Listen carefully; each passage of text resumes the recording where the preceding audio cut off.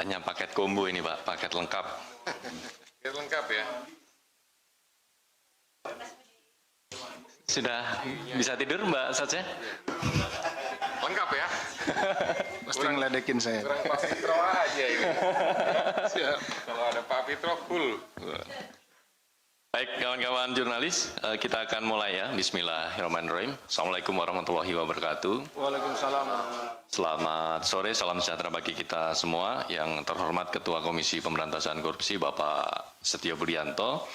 Yang kami hormati Deputi Penindakan dan Eksekusi Bapak Asep Guntur Rahayu. Yang kami hormati Pak Direktur Penyidikan Bapak Taufik Ahmad Hussein. Dan juga kawan-kawan jurnalis yang tentunya kami hormati, banggakan yang terus membersamai, tidak kenal lelah, tidak kenal waktu, mendukung penuh upaya pemberantasan korupsi KPK. Pada petang kali ini kami akan menyampaikan secara lengkap terkait dengan peristiwa tertangkap tangan berkaitan dengan pengurusan dokumen keimigrasian di Kementerian Hukum HAM ataupun Kementerian Imigrasi dan Pemasyarakatan untuk periode tahun 2022-2026. Baik, selanjutnya secara lengkap akan disampaikan oleh Pak Ketua kepada Pak Setio Budianto, kami persilahkan. Oke, baik, terima kasih. Assalamualaikum warahmatullahi wabarakatuh. Waalaikumsalam.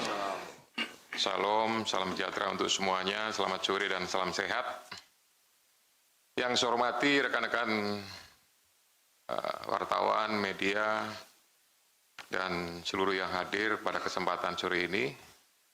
Yang saya hormati juga hadir bersama saya ini agak full team, Ya, artinya ada Pak Asep, ya, kemudian juga ada Pak PLT Direktur Penyidikan, Pak Taufik, gitu, dan pastinya ada Mas Budi selaku juru bicara.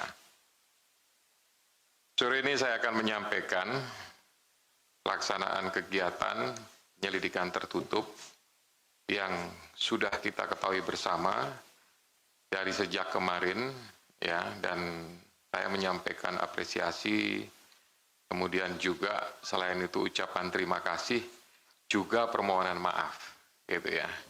Kenapa? Karena pasti ada menunggu, ya, bertahan, gitu, kapan di konvers, kapan dapat informasi, kapan di doorstop, kapan dibales WhatsApp-nya, gitu ya. Nah, semuanya berproses, gitu. Tapi ya kami harus melakukan banyak kegiatan di dalam sampai kemudian memastikan dan informasi itu bisa atau layak disampaikan kepada teman-teman wartawan jurnalis semuanya. Detailnya terhadap peristiwa tertangkap tangan dugaan tindak pidana korupsi, ya, terkait pengurusan izin tinggal sementara warga negara asing di Kementerian Hukum dan HAM. Ya, saya sebut Kementerian Hukum dan HAM sebelumnya karena temposnya itu ada dari saat Kementerian Hukum dan HAM yang kemudian saat ini atau sudah beberapa waktu yang lalu, sudah hampir 2 tahun berubah menjadi Kementerian Imigrasi dan Pemasyarakatan, ya, dengan tempos waktu kejadian tahun 2022 sampai dengan tahun 2026. Gitu. Jadi informasi lengkapnya, ya, bahwa KPK telah melakukan kegiatan penyelidikan tertutup, ya, dan dari hasil kegiatan penyelidikan tertutup tersebut, ya, ada beberapa pelaku tindak pidana dan juga telah ditemukan bukti permulaan yang cukup atas peristiwa dugaan perbuatan melawan hukum yang dilakukan oleh para pihak, ya, dalam dugaan tindak pidana korupsi terkait pengurusan izin tinggal sementara warga negara asing di Kementerian Hukum dan HAM atau Kementerian IMIPAS. Saya masuk kepada konstruksi perkaranya. Jadi, kegiatan penyelidikan tertutup ini bermula dari tindak lanjut terkait kasus atau perkara rencana penggunaan tenaga kerja asing RPTKA di Kementerian Ketenagakerjaan yang sudah ditangani oleh penyidik KPK pada tahun 2025 dan adanya data atau laporan transaksi keuangan dari Pusat Pelaporan dan Analisis Transaksi Keuangan PPATK. Jadi saya tambahkan bahwa ini sebagai latar belakang ya, gitu. Informasi yang kami dapatkan ini merupakan sebuah pengembangan. Dulu di awal di 2025 ada kasus RPTKA, kemudian ada juga informasi-informasi yang kami dapatkan berdasarkan dari PPATK.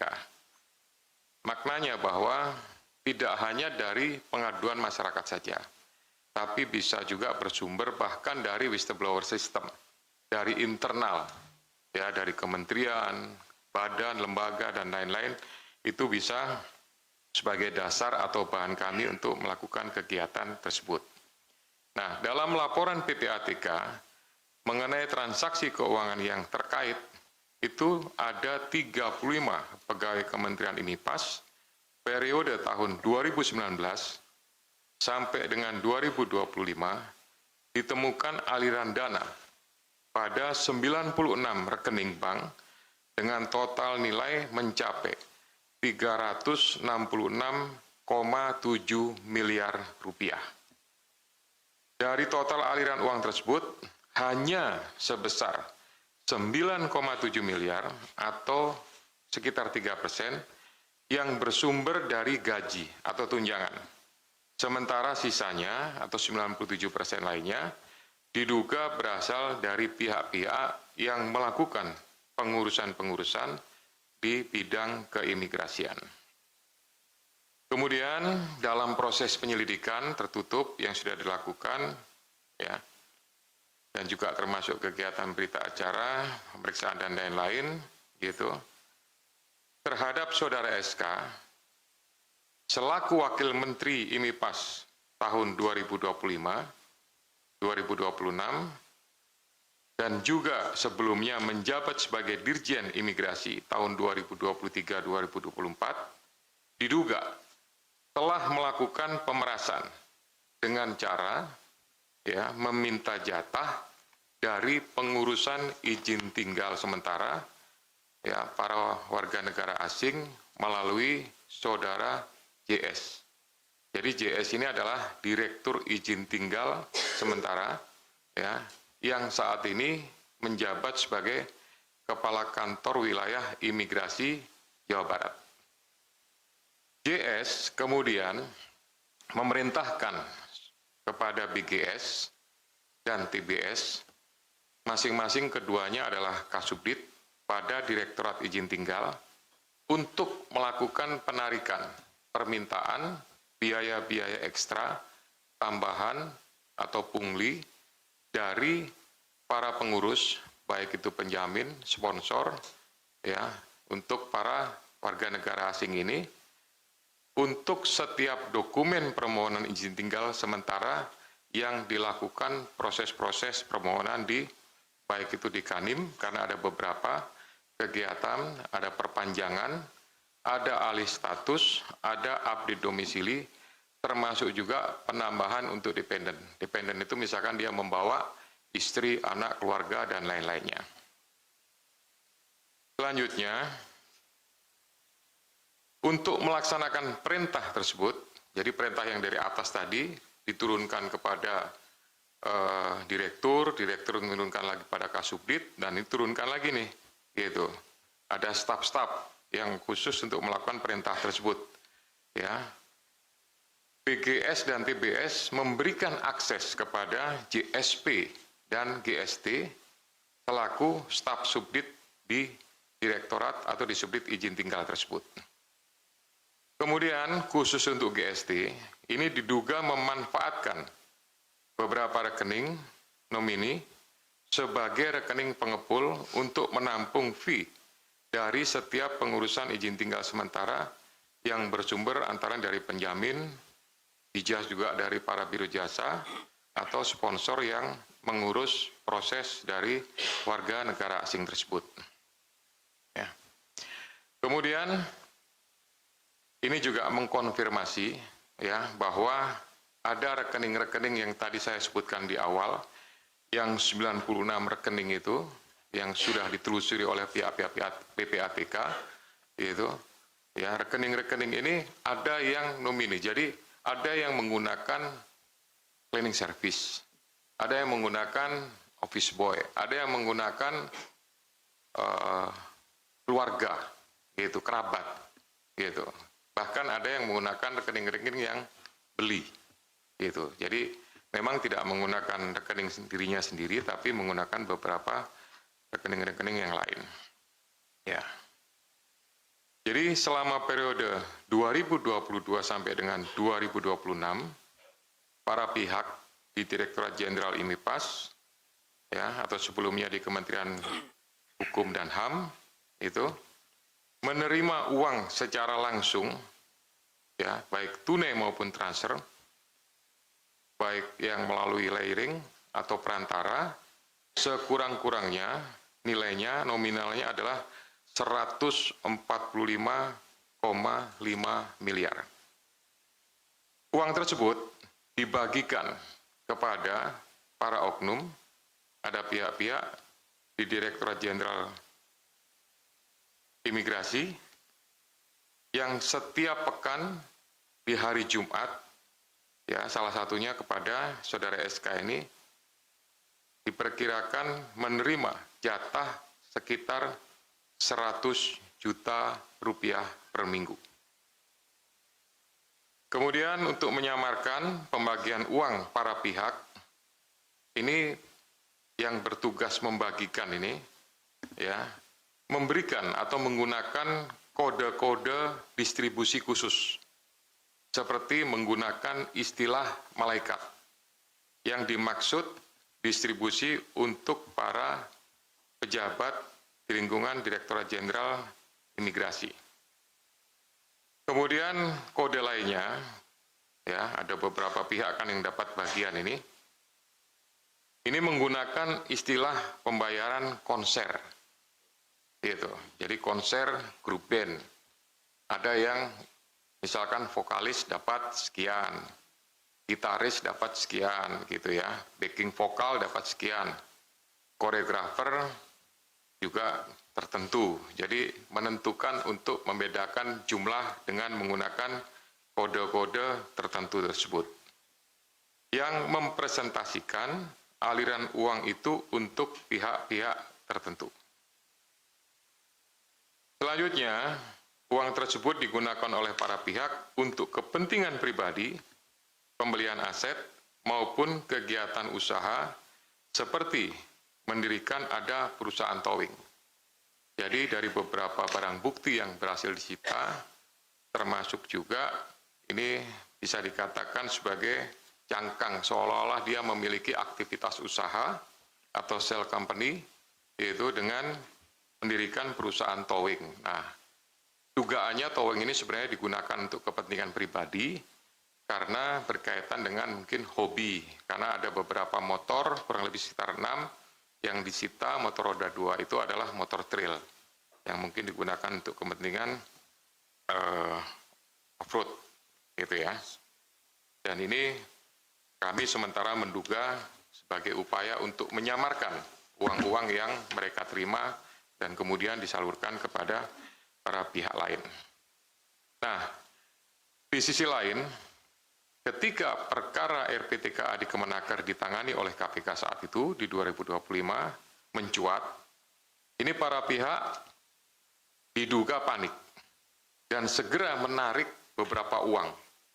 Ini ya, jadi dari beberapa rekening itu ditarik, dikeluarkan, itu mungkin bertahap ya proses penarikannya karena menggunakan nama-nama yang nomini, orang lain dan lain-lain. Gitu. Dan uang tersebut kemudian dibelikan sejumlah emas. Ya, bahkan pada saat melakukan pembelian rumah, itu ada termasuk juga barang bukti juga yang sudah disita, ini pembayarannya juga tidak biasa. Biasanya transaksional pembelian barang tidak bergerak itu menggunakan rupiah, ya transaksinya di bank, transfer dan lain-lain, tapi ini menggunakan kepingan emas. Dari gambaran tersebut, diketahui bahwa WNA dalam melakukan proses dokumen izin tinggal melalui biro jasa, penjamin, sponsor, dan lain-lain, ya, selanjutnya biro jasa akan membantu. Jadi seharusnya prosesnya ini menggunakan aturan. Ada PP, saya catat ini, PP nomor 45 tahun 2024 yang menentukan tentang jenis dan tarif atas PNBP. Di situ disebutkan misalkan untuk pelayanan keimigrasian. Ya.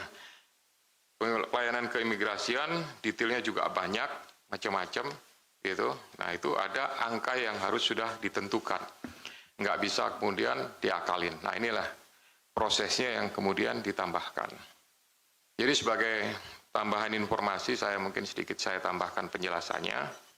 Jadi warga negara asing yang ingin masuk ke Indonesia, itu pada saat dia melakukan proses pengurusan administrasi itu seharusnya menggunakan semua proses pelayanannya secara daring. Nah, itu ada penjamin. Diawali dari kalau dia ingin berusaha, beraktivitas, bekerja, itu proses pengurusannya pertama yang dilakukan adalah RPTKA yang dilakukan oleh Kementerian Tenaga Kerja. Jadi ini sebetulnya dua kementerian yang saling berkaitan. Satunya menerbitkan untuk RPTKA-nya, yang nanti terbitnya adalah TA01, itu pun juga jelas, tapi prosesnya sudah berjalan, gitu. Nah, kemudian begitu dia ingin bekerja, maka kemudian melakukan proses visanya sudah tentukan, ya, bahwa visanya bekerja, dan kemudian ada tambahannya adalah izin tinggal terbatas, gitu. Nah, izin tinggal terbatas nanti pada saat perpanjangan juga ada 30 hari, 60 hari, 1 tahun, 2 tahun, bahkan ada yang tidak terbatas, gitu. Nah, ini proses inilah yang mulai dilakukan. Karena proses permohonan atau rekomendasi dari penjamin. Warga negara itu harus memiliki penjamin yang ada di Indonesia. Jadi kalau misalkan dia ingin bekerja di yurisdiksinya wilayah Jakarta Barat, gitu, maka pengurusannya dilakukan di sana. Nah, oleh karena ini melibatkan dari proses di Kanim di Jakarta Barat. Ya, tadi saya sebutkan ada perpanjangan, ada alih status, ada update domisili, ya, kemudian ada juga penambahan keluarga atau penambahan dependen. Nah, prosesnya, gitu, dilakukanlah di secara daring. Nah, kalau yang untuk yang dari Kanim ini, kantor-kantor imigrasi, ya, sesuai dengan lokasi itu, dokumennya setelah dilakukan secara proses daring, nanti disubmit. Nah, pada saat dia submit inilah mulai ada pungutan.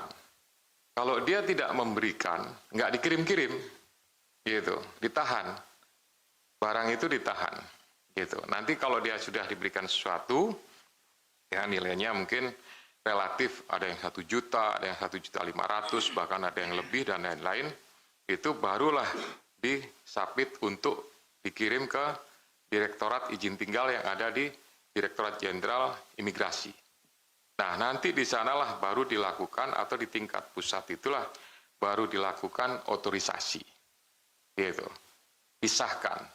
Nah, demikian juga di pusat, ya, diduga bahwa kalau tidak memberikan sesuatu, si penjamin, si pengurus ini hanya sekedar menggunakan PNBP, pembayaran secara PNBP-nya saja, maka ini juga tidak diotorisasi, tidak disetujui, diperlambat.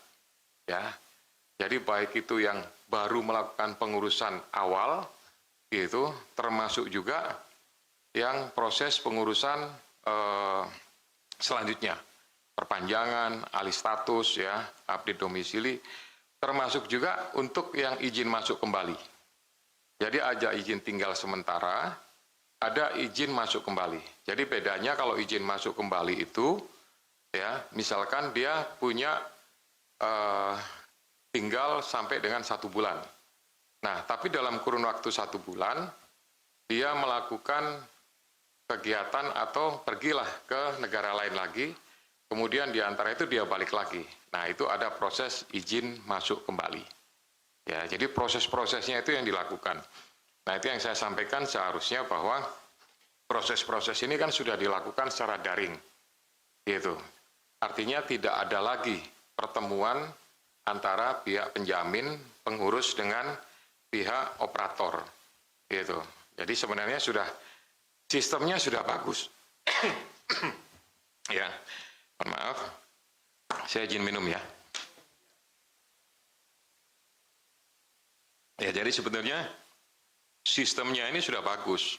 Nah, cuma sekali lagi seharusnya termasuk batasan waktu harusnya juga sudah ada. Mungkin nanti Pak Asep bisa jelaskan atau Pak Taufik gitu. Harusnya kalau sudah menggunakan sistem harusnya ditentukan dari dokumen masuk sampai approval ya, sampai diotorisasi itu berapa lama. Gitu. Harusnya seperti itu. Misalkan 5 hari gitu ya. Jadi H+4 maksimal H+5 itu sudah terbit. Ya, sehingga pada saat orang masuk, jadi izin tinggal terbatas itu memang dokumennya tidak secara fisik. Warga negara asing yang masuk ke Indonesia pada saat dia di autogate, sekarang itu kan sistemnya imigrasi sudah autogate ya, ditempel saja paspornya, itu langsung bisa masuk. Nah, sesaat kemudian itu akan ada notifikasi yang menjelaskan tentang status dari izin tinggal sementaranya sudah dapat. Itu melalui email. Gitu. Jadi ini sebenarnya sudah prosesnya by system, by digitalisasi. Gitu ya.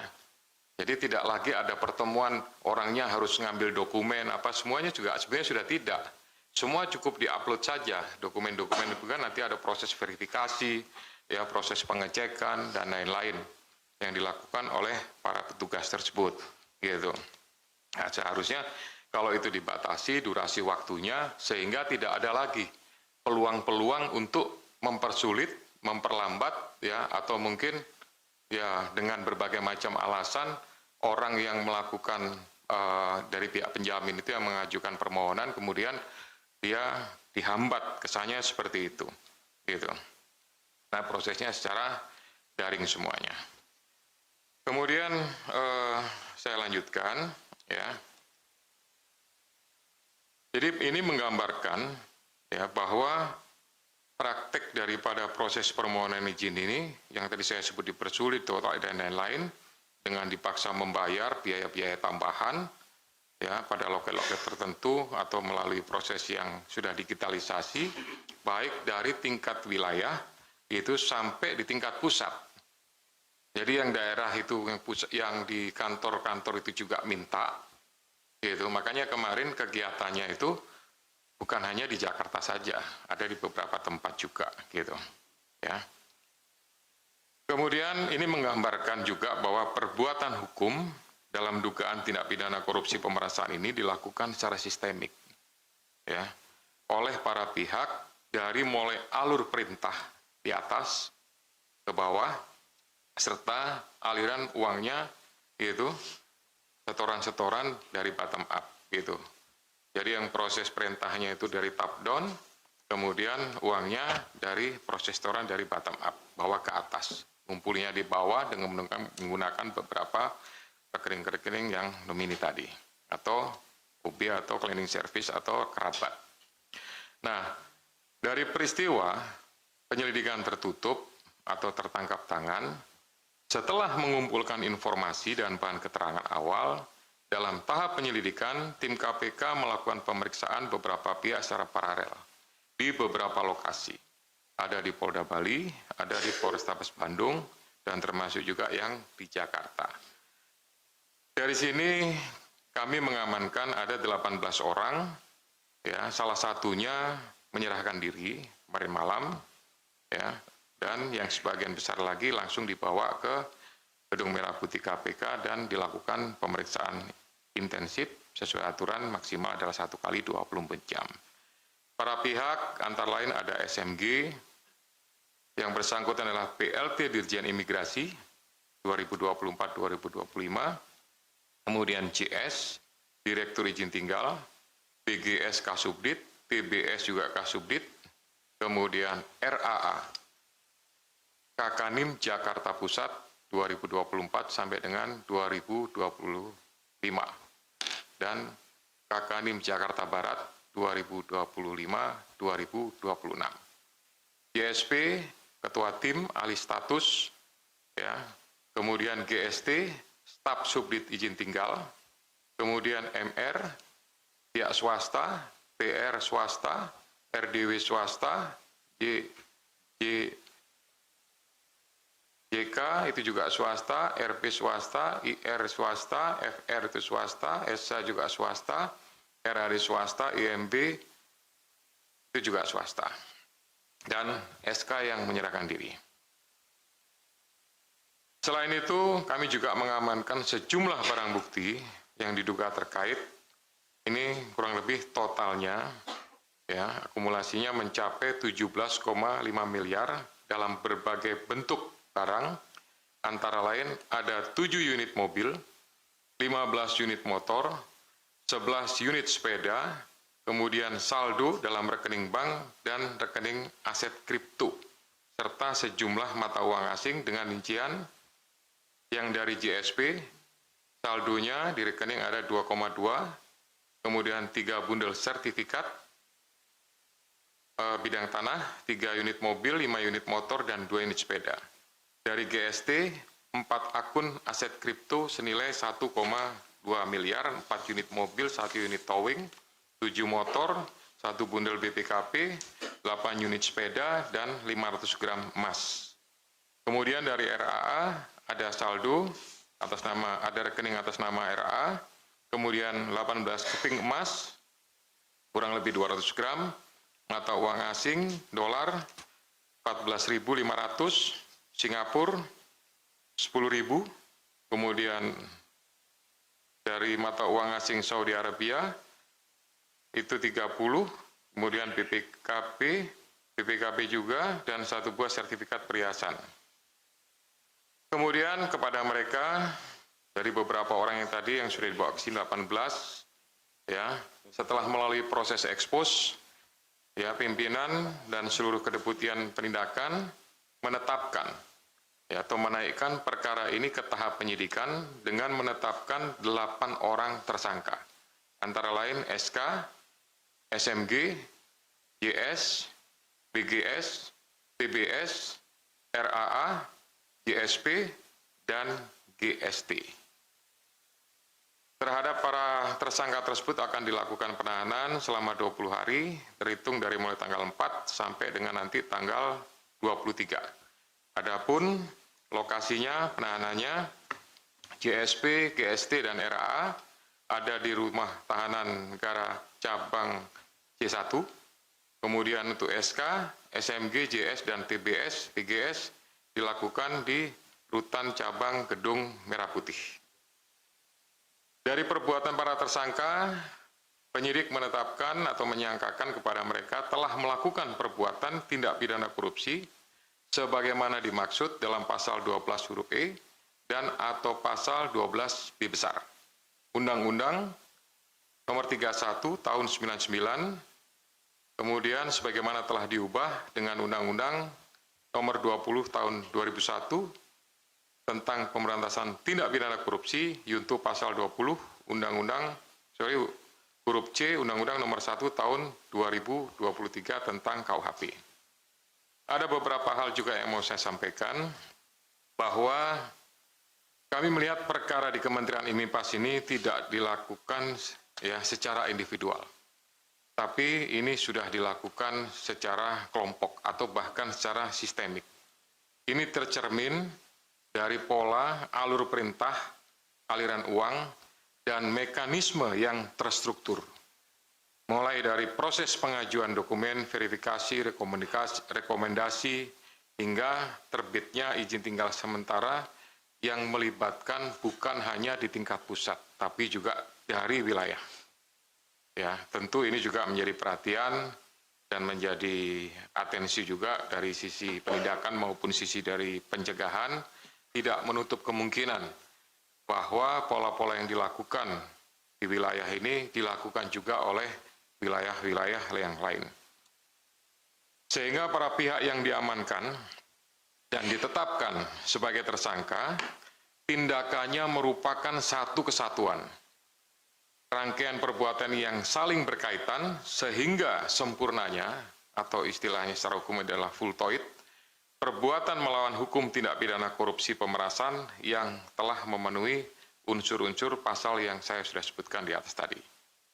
Di mana unsur tindakan memaksa seseorang untuk memberikan sesuatu, membayar atau menerima pembayaran dengan potongan atau untuk mengerjakan sesuatu bagi dirinya sendiri secara sempurna terpenuhi ketika permintaan pelaku telah dipenuhi dengan adanya penerimaan uang dari para pemohon izin tinggal kepada para tersangka tersebut. Sebagaimana sudah saya gambarkan tadi di awal.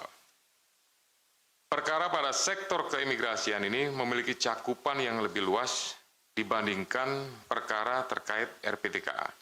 Karena tidak hanya menyangkut individu yang akan bekerja di Indonesia, tetapi juga melibatkan setiap anggota keluarga warga negara asing yang turut mengajukan atau dependennya tadi tambahannya atau menetap di Indonesia maupun turis asing yang akan berwisata. Jadi ya tentu ini menjadi suatu tantangan untuk perbaikan, jangan sampai kemudian disalahgunakan. Mereka mengajukan visa hanya untuk kunjungan turis, ya ternyata mereka di sini bekerja, beraktivitas, melakukan kegiatan-kegiatan yang seharusnya ini adalah PNBP-nya berbeda, gitu. Ya, sehingga kalau sampai ini dilakukan, ya tentu ini juga merugikan negara, ya pendapatan negara yang masuk jadinya berkurang, ya bahkan banyak beberapa kegiatan itu yang menjadi catatan, misalkan ada beberapa yang sudah dilakukan proses penegakan hukum ya, gitu. Mereka ada yang berpraktek seperti menjadi izinnya visanya turis, tapi mereka beraktivitasnya aneh-aneh lah, macam-macam, gitu. Nah ini kan karena tidak membayar. Ini yang harus banyak dilakukan perbaikan dan penertiban, gitu. Jadi dampaknya bukan hanya terhadap kementerian saja, tapi pasti kepada negara juga. Kemudian KPK juga melihat ada upaya untuk mengakali digitalisasi pelayanan publik dalam pengurusan izin tinggal dengan adanya modus tadi, yang submit, kemudian otorisasi. Nah ini seharusnya, ini menurut saya simpel sebenarnya. Artinya simpel itu gini, dibatasin saja bahwa waktu pengurusan kalau lengkap 5 hari harus sudah selesai, harus sudah approve, gitu. Kalau misalkan nggak lengkap dikembalikan. Nah, kalau misalkan nanti ada hal-hal yang pemohonnya jumlahnya banyak, sedangkan petugasnya nggak banyak, mungkin dia juga bisa approve secara by sistem otorisasinya. Ini menurut saya juga mempermudah, ya apalagi dengan proses EI, menurut saya ini harusnya bisa dilakukan untuk menghindari adanya akal-akalan yang dilakukan oleh orang-orang yang bertugas melakukan kegiatan tersebut. Untuk itu KPK mendorong penguatan integritas, ya sistem pengawasan dan pelayanan lintas kementerian, ya baik sektor keimigrasian, kemudian ketenaga kerjaan, ya mengingat proses masuk dan aktivitas warga negara asing di Indonesia saling berkaitan dan tidak bisa dipisahkan. Gitu. Kemudian dalam perkara ini KPK juga akan terus melakukan pengembangan penyidikan untuk mendalami kemungkinan penerapan jika memang ada buktinya, alat buktinya tentu bisa saja penerapan terhadap tindak pidana pencucian uang. Ucapan terima kasih juga kami sampaikan selain kepada rekan-rekan media, kami sampaikan juga kepada Polri, khususnya dari Polda Bali dan Polda Jabar yang telah mendukung dan membantu, termasuk juga kepada masyarakat, ya yang sudah memberikan dukungan dan terutama dari PPATK yang sudah sangat berkolaborasi sangat baik dengan Komisi Pemberantasan Korupsi. Demikian yang dapat saya sampaikan. Saya minta maaf, saya jelaskan agak detail supaya kita semua sama-sama paham, bukan hanya dari sisi kasusnya saja, tapi dari bisnis prosesnya juga setidaknya kita semua paham. Seperti itulah yang dilakukan dan kemudian disalahgunakan oleh para pihak ini. Saya kembalikan kepada Mas Budi, silakan. Baik, terima kasih Pak Ketua yang telah menjelaskan secara lengkap bagaimana konstruksi perkara, pihak-pihak yang dilakukan penahanan, dan juga upaya-upaya pencegahan ke depannya supaya tindak pidana korupsi di sektor keimigrasian ini tidak kembali terjadi. Baik, rekan-rekan jurnalis, kita akan buka sesi tanya jawab. Sesi pertama untuk 3 penanya. Barang buktinya dulu. Ada barang Baik. bukti toh? Baik teman-teman, sebelum kita buka sesi tanya jawab, kita akan tampilkan lebih dahulu untuk barang bukti yang diamankan. Nah, di sini kan? Di sini. Ya sudah, kita mundur, Ju.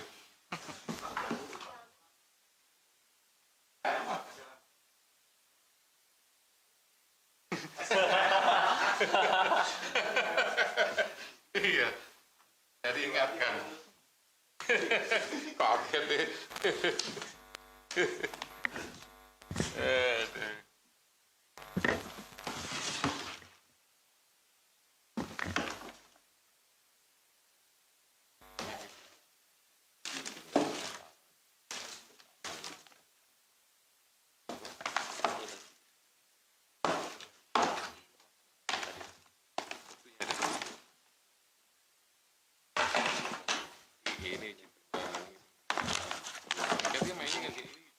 Berikut adalah beberapa barang bukti yang kami amankan dalam rangkaian peristiwa tertangkap tangan. Selain kemarin sudah kami tunjukkan sejumlah barang bukti kendaraan bermotor roda 4, roda 2, dan juga sepeda.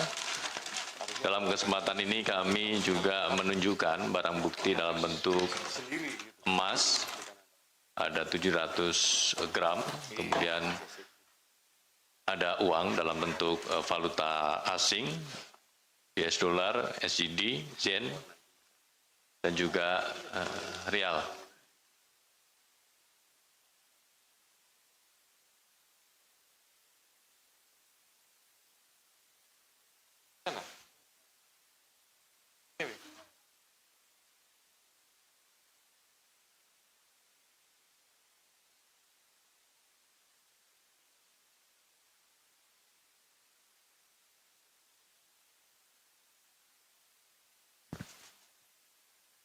Cukup, teman-teman? Cukup ya? Ya, oke, bungkus.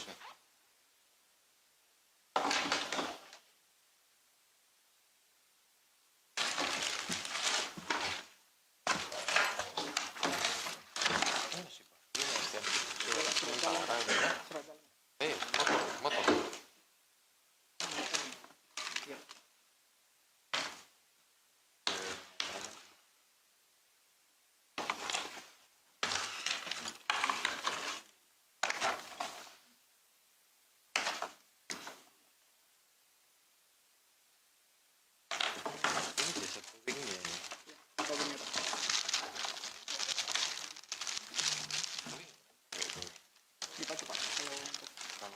Kalau dia lagi off-road untuk masyarakat, Tapi jasa yang dipakai juga.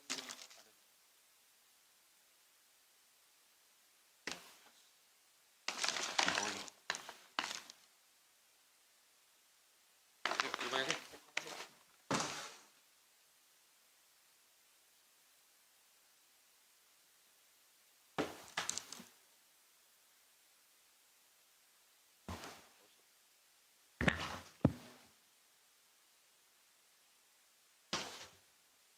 Baik, kawan-kawan jurnalis, kita akan lanjutkan untuk sesi tanya jawab. Sesi 1 kita buka 3 penanya.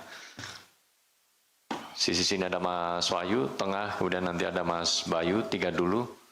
Dari sana dulu nggak apa-apa, Mbak Sarah. Mas Bayu, dari Sinpo, silakan. Selamat sore Pak Ketua, selamat sore Pak Sep, selamat sore Mas dan Bapak-Bapak yang di depan. Mohon izin saya mau bertanya terkait nominalnya Pak. Ini kan temuan PPATK itu 366 miliar dari 96 rekening. Terus yang terungkap uangnya itu berasal dari jaringan pengurusan izin 145 miliar. Berarti Terus ditambah 96, sekian itu berasal dari gaji. Berarti ada sekitar 200-an sisanya yang belum ketahuan. Apakah dari nominal tersebut ada lini bisnis di internal IMIPAS yang belum terungkap? Lini bisnis yang dalam tanda kutip mungkin bisa dikatakan haram gitu Pak ya. Terus selanjutnya, kalau seandainya ini tindak pidananya kasusnya bersifat sistemik, sementara tersangkanya 8 orang, apakah ada kemungkinan untuk dikembangkan lebih lanjut, Pak? Terus daerah mana saja yang jadi kantung terbanyak pemasukan setoran dari pengurusan imigrasi? Begitu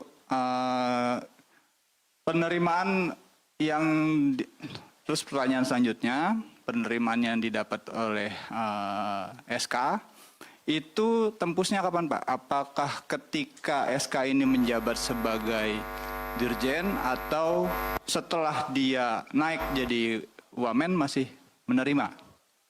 Terus yang terakhir ada istilah malaikat, vokalis, backing vokal, koreografer, dan sebagainya. Itu yang ditutupin siapa sih Pak? Sosoknya siapa saja di antara malaikat dan kawan-kawan itu? Apakah ada sosok yang di atasnya malaikat mungkin? Dan sebagainya. Mungkin bisa dijabarkan lebih jauh. Mohon izin Bapak. Terima kasih. Baik, terima kasih Mas Bayu. Pertanyaannya sangat lengkap ya. Ada 5 poin kami catat semuanya. Kita ke sisi tengah, silakan.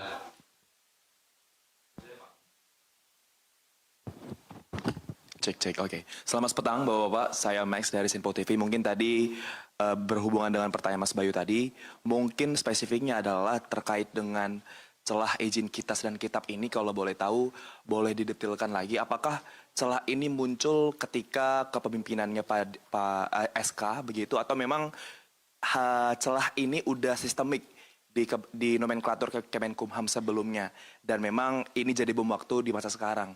Apakah memang celah izin kitas dan kitab ini memang sudah mengakar dari nomenklatur dari Kemenkumham dari dulu sampai sekarang pun nomenklaturnya berubah juga, ini masih sistemik Pak itu?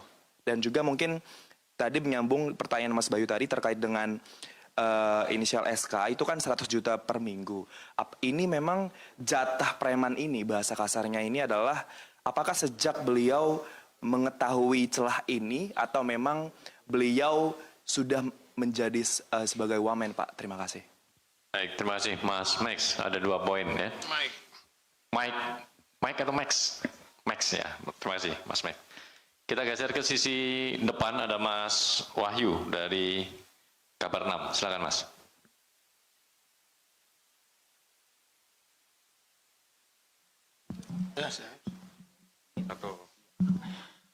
Assalamualaikum warahmatullahi wabarakatuh. Izin Ketua, saya Wahyu dari kabar6.com. Saya tadi menyambung dari pertanyaan kawan tadi. Kalau tadi disampaikan oleh Bapak Ketua bahwa ini bukan individu, bukan personal, bahwa ini sistematis. Dan pelaku atau wamen ini menjadi tersangka ini sebenarnya penyidikannya itu atau pemantauannya sejak menjadi dirjen di Kementerian Hukum dan HAM. Artinya ini memang sudah sistematis, memang sudah mengakar, garis komando uang jago itu memang sudah hadir dari Kementerian Hukum dan HAM. Apakah juga nanti akan diperiksa mantan Menteri Hukum dan HAM pada masa lalu dan juga dirjen imigrasi sebelum Silmi? Ini sepertinya memang sudah mengakar. Kedua, pertanyaan saya ini terkait apakah KPK juga akan melakukan penyisiran pemeriksaan di imigrasi seperti Jakarta Selatan ataupun yang di bandara, dan juga apakah KPK juga akan bekerja sama dengan Kementerian Tenaga Kerja misalnya dan Polda Bali, seperti yang diketahui bahwa di Bali itu ada yang namanya Kampung Rusia. Dan Silmi ini memang pemain kripto. dia banyak menukarkan dari sana permainannya. Itu yang informasi yang saya dapatkan. Itu saja yang saya pertanyaan dari saya dari kabar6.com. Terima kasih. Terima kasih Mas Wahyu. Tidak hanya pertanyaan tapi juga informasi yang tentunya jadi pengayaan bagi kami. Pak Ketua mungkin bisa. Ya, silakan. Oke, baik. Nanti sebagian besar akan dijawab oleh Pak Asep, Deputi Penindakan, atau Pak Taufik ya. Saya hanya rangkuman saja dari beberapa hal ini. Jadi kalau kita cerita tentang imigrasi ini kan bukan hanya soal izin tinggal saja. Izin tinggal itu kan juga pelaksanaan di Direktorat Izin Tinggal pun juga macam-macam, banyak kegiatannya. Termasuk juga yang tadi disampaikan sama Mas Wahyu, ya, ada overstay, ya, ada yang kemudian statusnya nggak jelas, kegiatannya ya visanya turis, kunjungan, tapi kemudian melakukan aktivitas macam-macam ya, baik itu abu-abu atau aktivitas yang terang benderang dan sebagainya. Jadi banyak hal sebenarnya yang sudah dilakukan gitu. Nah, kemudian dari proses yang tadi saya sudah jelaskan terkait masalah nilai gitu ya, tentu kami membatasi yang pertama adalah dari yang sudah dilakukan atau yang sudah kami dapatkan dari laporan hasil analisis itu. Jadi sementara kami berangkatnya dari itu dulu. Kalau nggak ada ya juga tentu kan nggak mungkin kemudian merambah. Tapi kalau dari hasil pemeriksaan dari BAP ada informasi, ada keterangan, ada tambahan, bahkan mungkin nanti pada saat kegiatan upaya paksa yang lainnya kita dapatkan dokumen tambahan, ya itu juga pasti akan kita lakukan. Gitu. Jadi ini kan baru terhadap yang beberapa orang ya dengan nilai 145. Nah, bagaimana dengan sisanya? Gitu, karena pasti masih ada beberapa. Nah, mungkin tidak menutup kemungkinan juga itu mungkin terjadi di tempat yang lain, gitu, kanim-kanim yang lain. Gitu, karena saya juga dapat informasi ya ada yang mempermudah gitu, ada yang mempersulit gitu. Jadi bukan hanya sekedar mempersulit, mempermudah, mempercepat itu juga ada angkanya, gitu. Jadi kalau misalkan orangnya buru-buru mau masuk karena sesuatu dan lain hal, mempercepat, mempermudah pun, karena tadi Pak Taufik menjelaskan, ada sebenarnya batas waktunya adalah lengkap maksimal 3-7 hari, gitu. Proses pengurusan izin tinggal sementara, gitu. Tapi kalau mau misalkan durasi kilat khusus mungkin juga ada juga, gitu. Ya, jadi tambahnya seperti itu. Kemudian yang tadi kode-kode apa segala macam, ya itu sudah berdasarkan hasil keterangan, gitu. Tentu dalam proses konfes tidak mungkin kita sebutkan, gitu. Tapi itu sudah terkonfirmasi, ya pihak-pihak yang kemudian diberikan kode-kode tersebut dan mereka-mereka itu yang sementara saat ini ada di sini dari 8 orang itu. Kemudian bahasa mencela sistemik. Ya, dari lama, celah, ada segala macam gitu ya. Jadi kita melihatnya, kenapa saya bilang ini bukan individual, bukan personal, tapi sudah bagian daripada kelompok gitu. Karena melihatnya ini kan alurnya dari top down, kemudian proses pengumpulannya dari bottom up, setorannya itu. Jadi kan tidak mungkin satu orang, maksudnya itu melakukan semua pekerjaan itu. Jadi ada semacam pembagian pekerjaan, gitu. Ada yang memerintah, ada yang menjalankan, ada yang mengumpulkan, dan ada yang membagikan. Gitu. Nah, sebagai informasi bahwa kita berangkat untuk pelaksanaan penyelidikan tertutup itu dari awalnya adalah dari proses kita membuktikannya dari mobile banking. Gitu. Dari M-bankingnya itulah kemudian terungkap ini sana segala macam.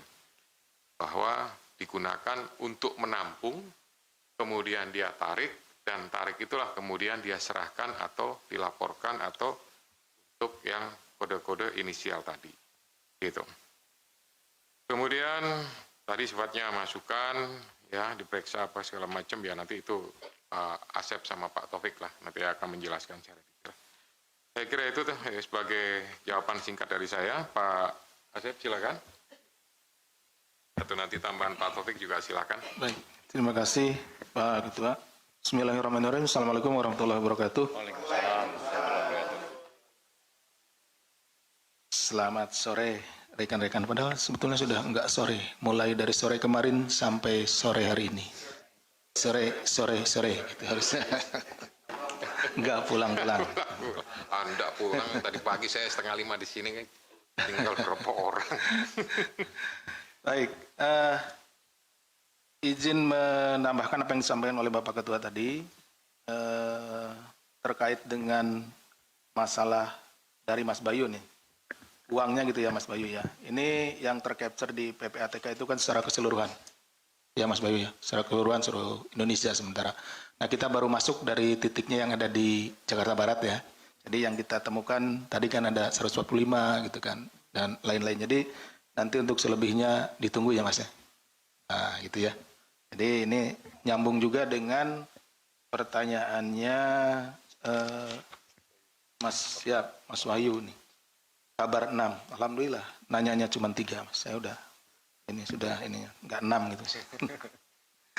Jadi nanti tentu kalau ditemukan kita akan kembangkan kembali penanganan perkaranya karena ini kan disusuri satu-satu tadi kan pakai nomini dan lain-lain ya.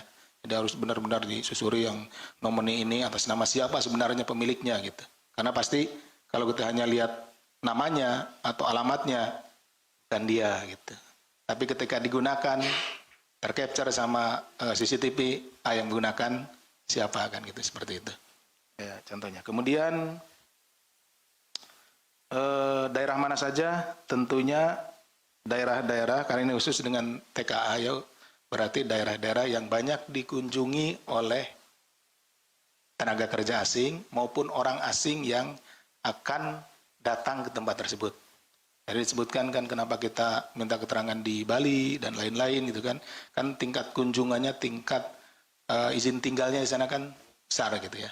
Jadi tentunya makin banyak volumenya yang masuk ke situ, nah disitulah yang paling banyak.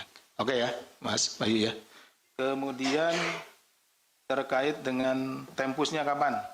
Jadi ini saudara SK ini, tadi kan ditanyanya apakah sejak jadi dirjen atau setelah jadi wamen, kan gitu. Nah ini ternyata yang kita temukan sampai saat ini ya, dalam mungkin tempo 1 kali 24 jam ini, dari keterangan saksi-saksi maupun dari yang bersangkutan, itu sejak dirjen berlanjut ke wamen. Ya, oke. Kemudian izin sudah jelas, sudah.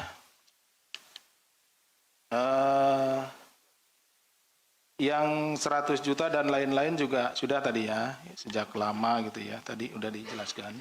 Sistemik, sudah mengakar.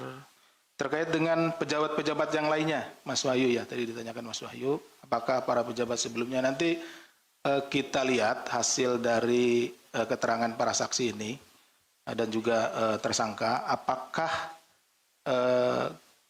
proses seperti ini, apakah permintaan-permintaan seperti ini juga terjadi sebelumnya gitu ya. Kalau memang itu ada, tentunya menjadi kewajiban bagi kami untuk melakukan pengungkapannya. Tapi mohon ditunggu ya, karena ini kan baru 1 kali 24 jam ya.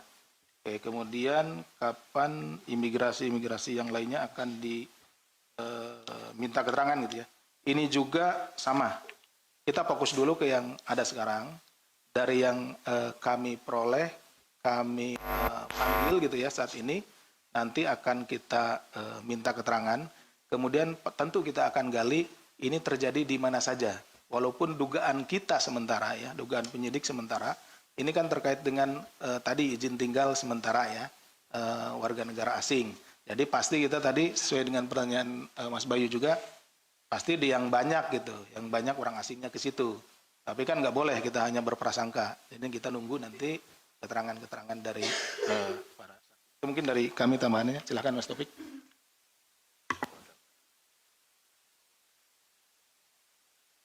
Waalaikumsalam. Terima kasih Pak Putih, yang terhormat Pak Ketua, Mas Jubir. Tadi sebenarnya sudah terjawab semua ya. Itu ada yang belum? Jadi kalau saya hanya tadi menambahkan beberapa catatan yang mungkin tadi sudah banyak disampaikan oleh Pak Ketua dan Pak Deputi. Itu terkait tadi kode malaikat, Mas Bayu ya. Jadi yang kami temukan oleh tim penyelidik dan penyidik pada saat kegiatan tertangkap tangan. Jadi kode itu memang dibuat oleh pejabat-pejabat di Kementerian MIPAS khusus untuk pejabat yang di atas. Artinya ya mungkin kita tidak bisa sampaikan tadi yang disampaikan Pak Ketua itu masih masuk ke substansi, tetapi itu adalah pejabat di antara eselon 2 ke atas. Hanya itu ya. Kemudian yang kedua terkait dengan sistem, sebenarnya tadi sudah digitalisasi semua, disampaikan Pak Ketua, memang itu sudah menggunakan sistem komputerisasi, sehingga ketika Biro Jasa yang melayani warga negara asing mengajukan izin tinggal, sebenarnya sudah lengkap. Tapi karena ada tadi unsur pemaksaannya yang kita temukan, sehingga kemudian ada pungli-pungli, jadi ada istilah kepada pengurus Biro Jasa itu uang ACC untuk klik. Nah, kira-kira seperti itu untuk otorisasinya. Kenapa itu kemudian muncul pungli? Apa istilahnya? ACC, uang ACC itu klik. Uang ACC klik. Jadi sebenarnya ada semacam di komputerisasi itu harus diklik oleh pejabat-pejabat yang punya otorisasi tadi. Kemudian untuk mengotorisasi itu harus ada uang ACC klik istilahnya gitu. Ya. Kemudian tadi sudah terkait pejabat-pejabat yang lain ya tentunya tadi sudah disampaikan Pak Deputi, itu sudah otomatis tim penyidik akan mengembangkan dalam proses penyidikan yang sedang berjalan. Karena ini kan OTT, mestinya memang ke depan akan dilakukan pemanggilan-pemanggilan. Apakah itu pejabat yang lama atau pejabat yang saat ini, tentunya nanti berdasarkan alat bukti yang ada atau berdasarkan hasil kegiatan-kegiatan temuan, penggeledahan segala macam. Jadi itu. Terima kasih. Ya. Pak Deputi mau menambahkan yang Bali itu tadi?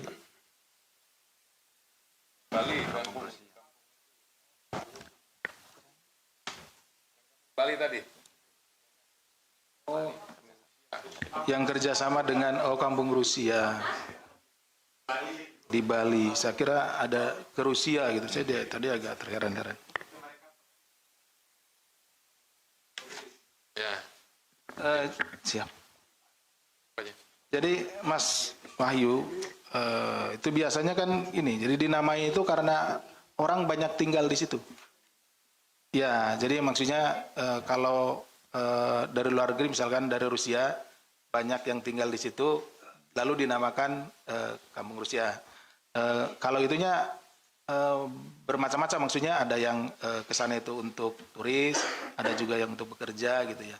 Kemudian kita juga kan mengenal ada kampung yang lainnya, misalkan kampung Arab, kampung Cina dan lain-lain. Itu karena banyaknya populasi masyarakat dari luar negeri itu. Seperti itu mungkin kira-kira. Ya mungkin saya tambahkan dikit ya. Karena di KPK ada kedeputian pencegahan dan ada kedeputian Korsup. Korsup itu lebih mitra kerjanya adalah pihak pemerintah daerah, provinsi, kabupaten, dan kota. Nanti akan saya sampaikan atau saya perintahkan supaya mereka berkoordinasi, mendalami itu. Dan jika memungkinkan melakukan tata kelola yang baik dan bisa memberikan kontribusi yang positif kepada Kementerian IMIPAS. Termasuk juga kedeputian pencegahan, juga saya minta untuk segera berkoordinasi. Nah, pastinya agak kejeda ya, karena ini proses penindakan kan sedang masuk. Mungkin pasca itu nanti akan kita lakukan, kami lakukan upaya-upaya dari sisi pencegahan. Memastikan, apa sih itu sebutan istilah kampung Rusia, apa segala macam. Seharusnya pertanyaan itu ya ditanyakannya ke Kementerian IMIPAS atau ke pemerintah Provinsi Bali. Mas Budi silakan. Baik, terima kasih Pak Ketua, Pak Deputi, Pak Dirdik. Kita buka satu sesi lagi untuk pertanyaan kawan-kawan. Sisi kanan Mas Umam, Mbak Satsya, Mas Kevin, Mas Willy. Waduh, ada Mas Fadil. Langsung on point ya pertanyaannya, silakan. Cek. Selamat sore Pak Ketua, Pak Deputi, Pak Direktur, Mas Budi. Terkait SK Pak, kemarin kan sempat dicari keberadaannya, Silmi Karim. Sempat dicari keberadaannya. Itu waktu pemeriksaan tadi malam, Dia menjelaskan nggak sih Pak, kemana dia waktu dicari KPK itu? Apakah ada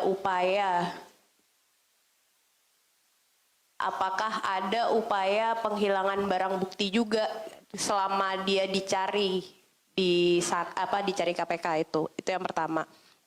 Yang kedua, ini kan SK jadi dirjen itu di 2023-2024. Waktu itu kan masih Kemenkumham dengan Menkumhamnya Yasona Lawli. Nah, apakah KPK sudah mendapat ada setoran ke Menteri Hukum dan HAM saat itu? Apalagi ada sebutan malaikat juga kan, apa arahnya ke sana gitu. Itu yang kedua. Yang ketiga, jumlah itu 100 juta per pekan itu kalau ditotalin semua berapa sih Pak kira-kira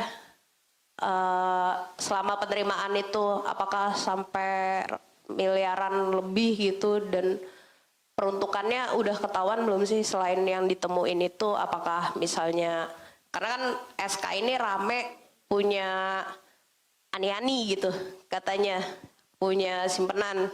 Nah, apakah ada sebaran ke situ juga gitu, dan ini akan didalami apa enggak? Itu aja sementara, terima kasih. Terima kasih Mbak Zasya. 3 pertanyaan terkait dengan tersangka SK. Mas Umam, silakan. Izin Pak Ketua, Pak Deputi, Pak PLT Direktur sama Mas Jubir, izin saya Umam dari RRI. Pak, izin mau nanya, tadi kan disebutkan ada biro jasa ya Pak. Boleh nggak Pak disebutkan biro jasanya apa? Apakah hanya satu atau ada beberapa? Terus lokasinya apakah Jakarta atau di Bali? Terus ada kemungkinan nggak sih Pak biro jasa ini diduga bekerja sama dengan oknum para tersangka ini agar bisa mendapatkan uang dari itu? Terus ada mau konfirmasi lagi, apakah biro jasa ini juga dimiliki sama salah satu pejabat di anak Kemenkumham itu sendiri? Itu aja sih Pak. Makasih. Terima kasih Mas Umam, fokus terkait dengan biro jasa. Kita geser ke sisi kanan, Mas Fadil dan Mas Weli, langsung poin.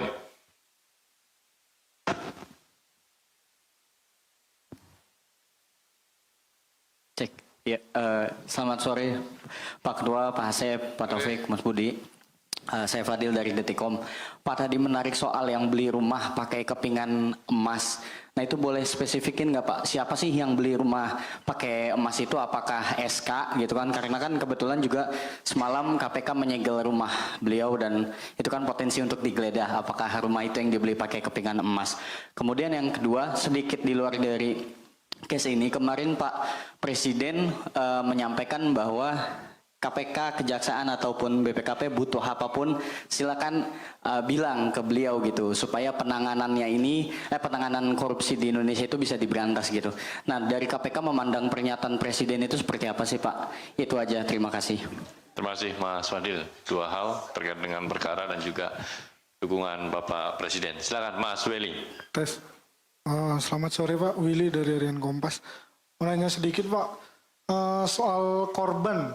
Nah, kalau untuk korban ini, pertama korban kira-kira ada kisaran gambarannya nggak Pak?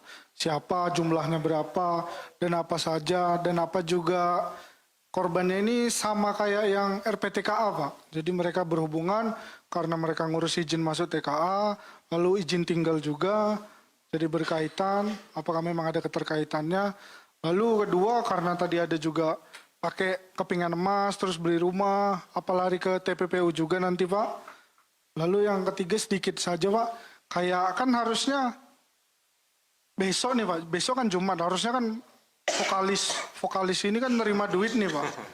Nah, sekedar ingin tahu aja kayak kalau kasusnya sedang ditangani KPK, apa sih Pak yang terjadi ke grup itu Pak, ke kelompok itu? Ketika kasusnya sudah bergulir di KPK, apakah uangnya masih mengalir, apakah grup WA atau grup Telegram atau apapun itu berhenti juga, atau KPK juga ada intervensi kayak kan HP-nya kan disita nih Pak, kayak penyidik ngechat di dalam grupnya apa seperti apa sih Pak yang terjadi di sesi-sesi saat ini itu di belakang layarnya itu. Terima kasih Pak. Baik, terima kasih Mas Feli. Sudah semuanya ya? Oh, Mas Kevin. Satu lagi, Mas. Sebagai penutup.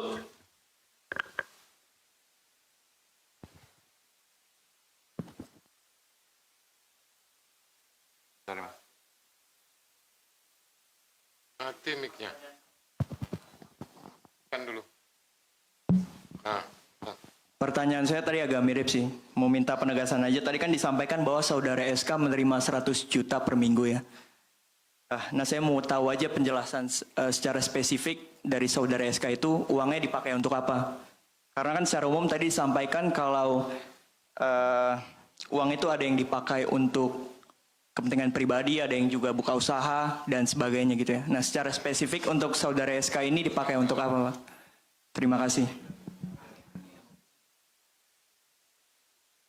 Baik, langsung tutup poin. Terima kasih Mas Kevin. Ada 5 penanya, masing-masing punya fokus. Ada yang terkait dengan tersangka SK, terkait dengan Biro Jasa, terkait dengan TPPU-nya, dan juga penggunaan dari aliran uang itu sendiri. Monggo Pak Ketua. Ya, saya dulu ya.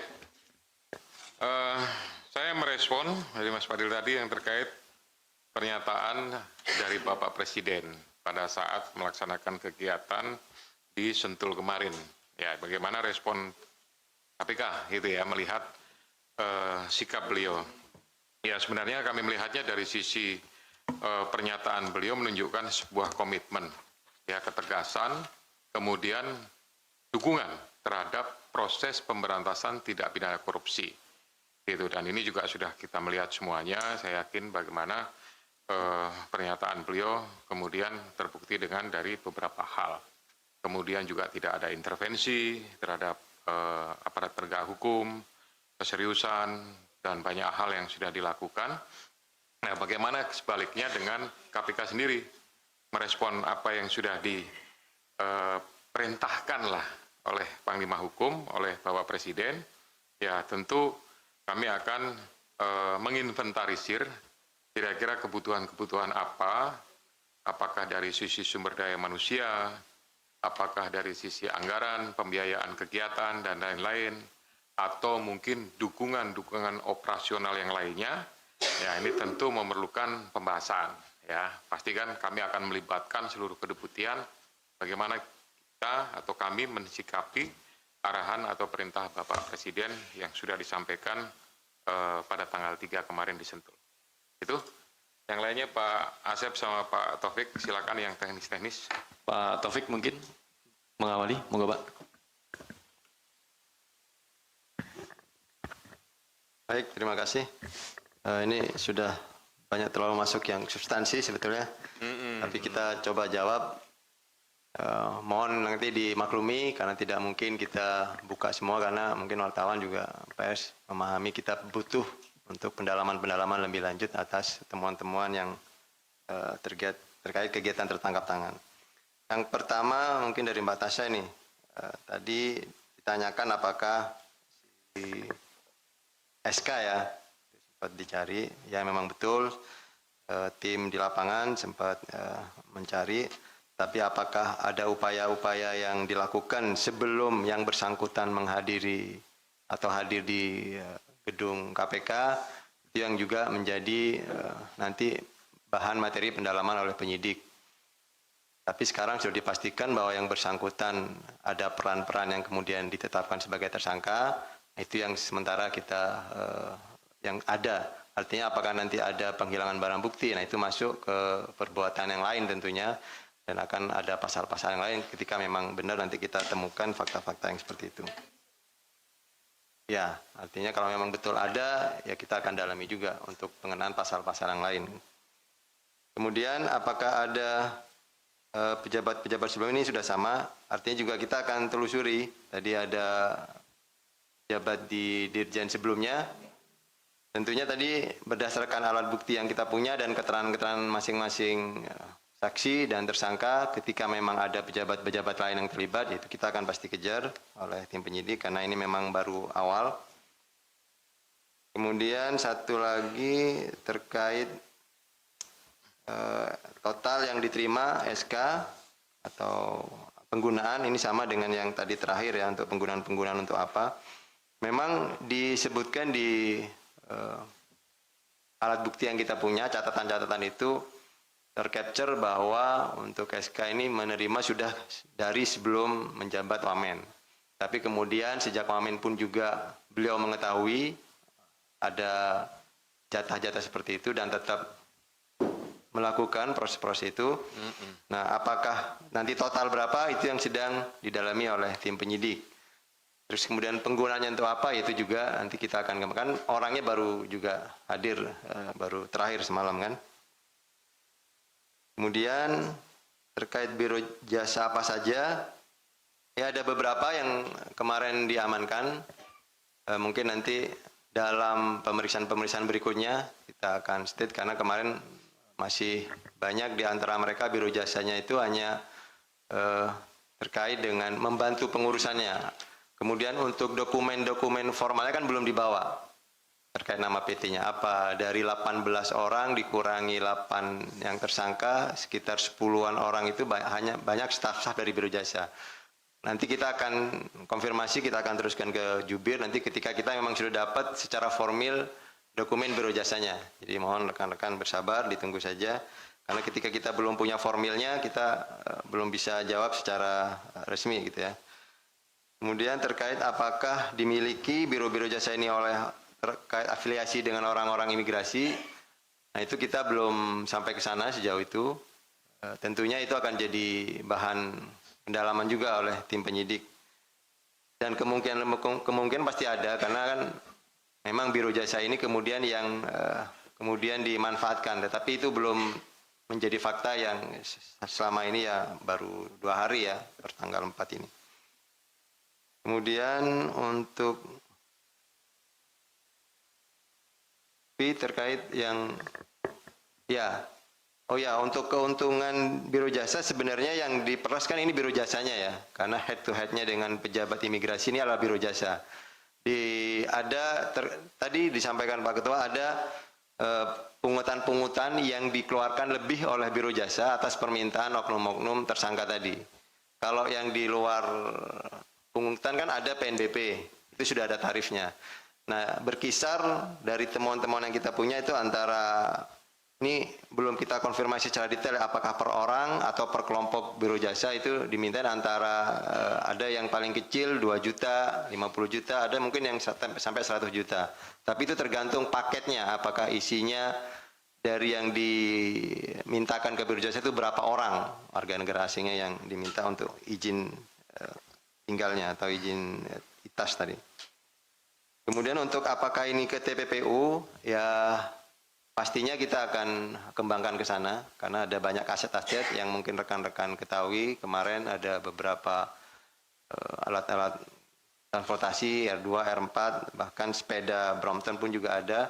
Tentunya itu akan kita telusuri terkait perolehannya dan apakah itu masuk dari pencucian dari tadi rekening-rekening nomini kemudian dibelikan aset. Nah itu sudah masuk unsur-unsur pencucian uang, itu juga akan menjadi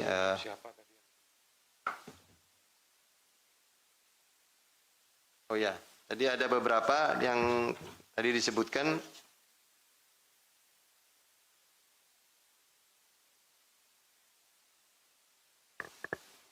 Ini kalau tidak salah yang saudara JSP ya, ini ada saldo rekening yang 2,2 miliar, kemudian ada 3 bundel sertifikat hak milik tanah di Jakarta, itu tadi sudah disebutkan ya. Tapi nanti kita pastikan lagi, karena ini masuk substansi BAP-nya seperti apa, kita belum dilaporkan secara detail.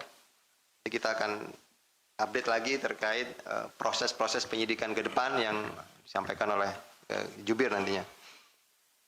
Kemudian ini yang terkait uang-uang untuk ke grup vokalis, gitaris, ini nih sebenarnya itu grup-grup yang dibuat oleh masing-masing tadi di bawah Kasubdit, staf-staf di Subdit izin tinggal tadi untuk menyampaikan amplop-amplop yang tadi sudah disiapkan jatah-jatah per minggunya itu. Jadi bukan untuk grup vokalisnya yang real ya, maksudnya ini kode-kode saja buat mereka untuk memberi nama di amplop-amplopnya itu untuk pejabat-pejabat tadi. Jadi ada yang menyebutkan tadi malaikat, ada yang menyebutkan grup-grup vokalis, itu hanya untuk dari sisi kode antara mereka aja. Untuk penyaluran uang-uang yang dianggap jatah tadi untuk pungli tadi. Menurut saya itu yang catatan di saya, mungkin ada tambahan, mohon izin Pak Deputi. Terima kasih, Mas Taufik. Saya hanya sedikit saja menambahkan, karena semuanya sudah dijawab oleh Pak Ketua dan Mas Taufik. Ini kayaknya ada dua pertanyaan yang sama. Sepertinya sangat krius gitu ya, teman-teman. Ini Pak SK ini 100 juta per minggu, uangnya untuk keperluan apa? Kan gitu kan? Nah itu kan, itu yang masih ini. Man, saya tahu. Enggak, ini ingin tahu apa ingin tahu banget nih? Kalau ingin tahu banget, nanti ditunggu ya. Tunggu, ini kan kita sedang diperdalam. Nah, tunggu nanti siapa yang dipanggil nanti pasti ke sini gitu. Yang dipanggil, kalau dipanggil nanti ke sini ada siapa, nah itu silakan di ini. Jadi tunggu berarti.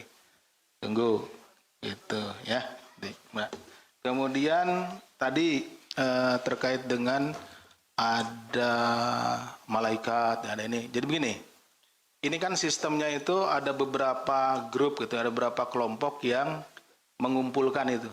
Mengumpulkan. Jadi dari kelompok ini supaya nggak ketukar nih amplopnya dari siapa, ini beri kelompoknya itu kelompok nanti pakai grup band. Gitu. Maksudnya grup band itu, nah untuk ini ada vokalisnya, ada siapanya gitu. Ini merujuk ke, misalkan bisa saja nanti vokalis itu sama dengan grup yang di sini pakai malaikat gitu kan, entah malaikat apa saja gitu kan di sini. Dan grup malaikat. Nanti yang di sini yang ngumpulin sebelah sini ada lagi. Mungkin grupnya grup sepak bola. Nah, ada striker, ada ini, ada penjaga gawang kan gitu. Nah itu. Jadi gitu. Jadi masing-masing ini ada beberapa ini. Jadi beda-beda. Nanti kalau grupnya namanya sama, nanti ketukernya kan ketuker nih. Ini dari siapa sebetulnya? Siapa yang belum store kan gitu? Yang grup mana yang belum kan gitu? Kalau namanya pakai nama aslinya, ya namanya juga bukan kejahatan kalau pakai nama aslinya. Kita gampang nanti, oh ini untuk bapak ini, apa ini kan nggak mungkin. Jadi masing-masing dibagi begitu ya. Dibagi seperti itu. Bisa dipahami kan? Oke. Ah itu kayaknya ini pemilik klub kayaknya. Itu. Itu rekan-rekan, karena sudah azan kayaknya. Udah tadi jawab, lihat yang tadi dari 8 orang itu, siapa ada yang sertifikat rumahnya di situ, itu kan? Ah, itu jawabnya. Itu pertanyaan balik. Tanya, bukan dijawab, malah ditanya. Itu. Oke. Pak Ketua, ada closing? Ya, sebagai penutup ya. Nah, artinya bahwa setelah saya ini langsung saya kembalikan kepada Mas Budi, tidak ada penutup. Jadi ini proses pemberantasan tindak pidana korupsi yang sudah dilakukan oleh KPK, yang sudah dilakukan oleh aparat penegak hukum yang lain. Ini juga membuktikan atau menunjukkan bahwa bentuk-bentuk kegiatan atau aktivitas yang sudah nyata yang dilakukan dalam rangka mendukung daripada Bapak Presiden, pastinya seperti itu.